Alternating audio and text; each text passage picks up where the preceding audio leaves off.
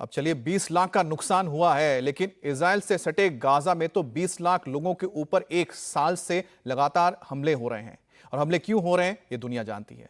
अब इजराइल ने पिछले 7 अक्टूबर को हुए अपने हमले को लेकर हमास के बड़े नेता को मार गिराया है, क्योंकि याह्या सिनावर, जिसके ऊपर यह आरोप था कि उसी ने 7 अक्टूबर की हत्याकांड हमला करवाया था, उसे आखिरकार हमले में ढेर कर दिया गया। यह हमास चीफ याह्या सिनवार का आखिरी वीडियो है, जिसमें वो गाजा के राफा में हमास के एक ठिकाने पर सोफे पर बैठा दिख रहा है।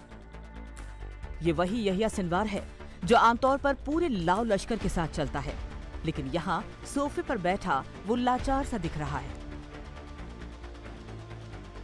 आईडीएफ का दावा है कि ड्रोन से लिया गया ये वीडियो बुधवार को उसके हमले से ठीक पहले का है। इसमें याह्या सिनवार सोफे पर बैठा है, उसके हाथ में एक छड़ी जैसी चीज है, चेहरा कपड़े से ढका है और जिस कमरे में याह्या बैठा है उसे देखकर ऐसा लगता है जैसे वहां पहले भी हमला किया गया था। मलबा चारों तरफ फैला है। इस वीडियो से पहले इजराइल की तरफ से वो तस्वीरें भी जारी की गई थी, जिसमें याह्या सिनवार का शव मलबे में दबा दिख रहा था। याह्या का चेहरा और उसके शरीर का कुछ हिस्सा ही मलबे के बाहर था। इसी को देखने के बाद इजरायली सैनिकों को शक हुआ कि हमले में याह्या की मौत हुई है। दरअसल बुधवार को इजरायली सेना ने गाजा के राफा में हमास के इस ठिकाने पर हमला किया था। टारगेटेड बम बरसाए थे। इस हमले में हमास के 3 आतंकी मारे गए थे।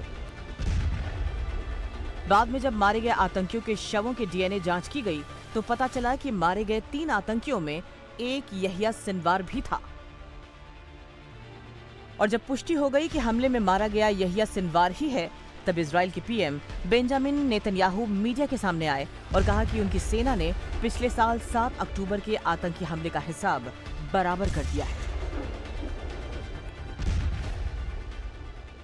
Sinwar is dead. He was killed in Rafah by the brave soldiers of the Israel Defense Forces. While this is not the end of the war in Gaza, it's the beginning of the end. To the people of Gaza, I have a simple message. This war can end tomorrow. It can end if Hamas lays down its arms and returns our hostages. Hamas is holding 101 hostages in Gaza who are citizens of 23 countries, citizens of Israel, but citizens of many other countries. Israel is committed to doing everything in our power to bring all of them home. And Israel will guarantee the safety of all those who return our hostages. Israel की फौज पिछले 1 साल से Yahya Sinwar की तलाश कर रही थी। इजराइल हमास युद्ध की शुरुआत से ही सिनवार इजराइल की मोस्ट वांटेड लिस्ट में सबसे ऊपर था और अब उसकी मौत से हमास को तगड़ा झटका लगा है। पिछले साल 7 अक्टूबर को इजराइल पर हुए हमास के सबसे बड़े हमले का मास्टरमाइंड याह्या सिनवार ही था। इजराइल ने गाजा में अपने जवाबी कार्रवाई की शुरुआत से ही उसे मारने की कसम खाई थी। जुलाई में इस्माइल हानिये को ढेर करने के बाद सिनवार को हमास का चीफ बनाया गया था, लेकिन अब इजराइल ने उसे भी ढेर कर दिया है।